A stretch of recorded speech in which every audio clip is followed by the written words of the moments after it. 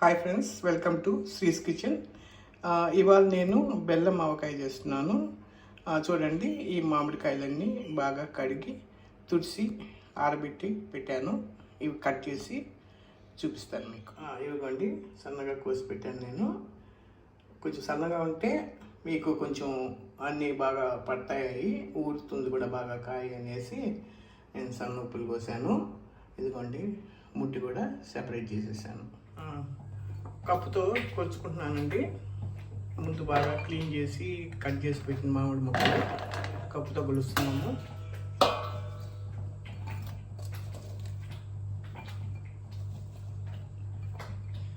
రెండు,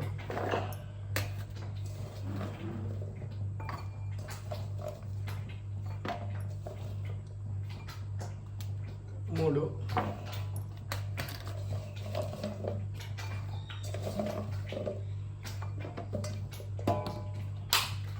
నాలుగు,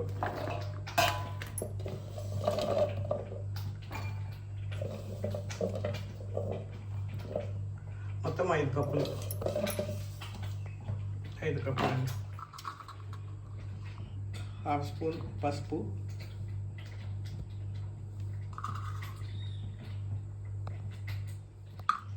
అర్ధ కప్పుకి కొంచెం ఎక్కువ ఉప్పు,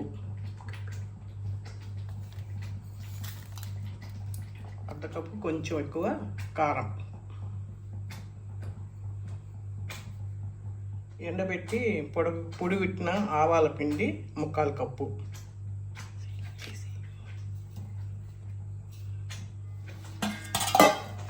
బాగా కలబెట్టుకోవాలా అంతా కలిసేట్టుగా.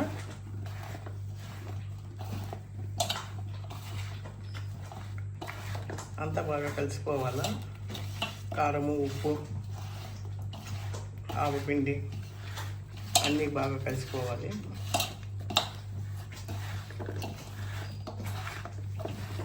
బెల్లము 2 కప్పులు.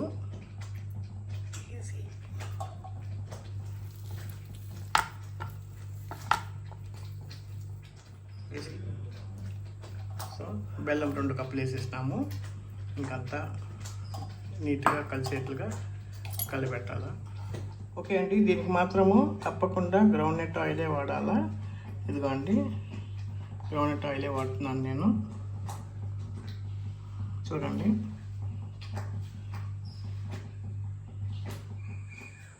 మూడు కప్పుల ఆయిల్ పోయాలా.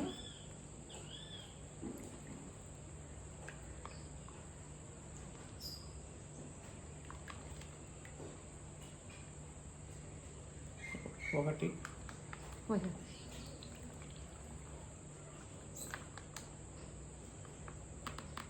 రెండు,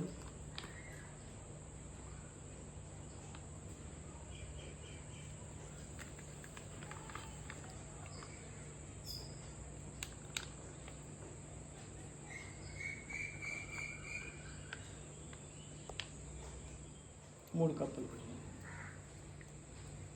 తీసిన తెల్లగడ్డలు కలపాల.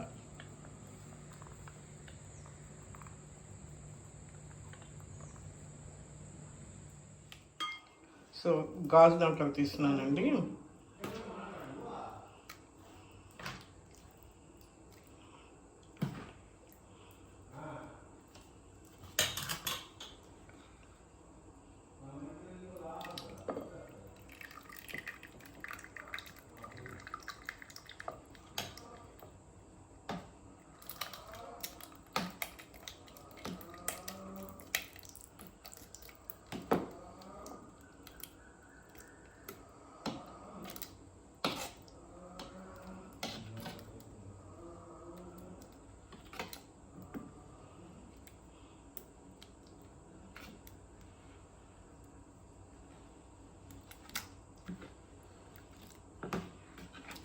కాజాంట్లోకి తీసి ఒక 3 రోజులు అట్లా పక్కన పెట్టేస్తాను.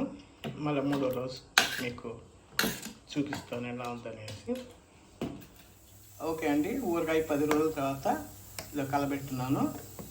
10 రోజులు పెట్టాను నేను, 3 రోజులు కాదు. కలబెట్టున్నాను. చూడండి ఎంత బాగా వచ్చిందో. ఇప్పుడు డబ్బాలో పోసేస్తాము.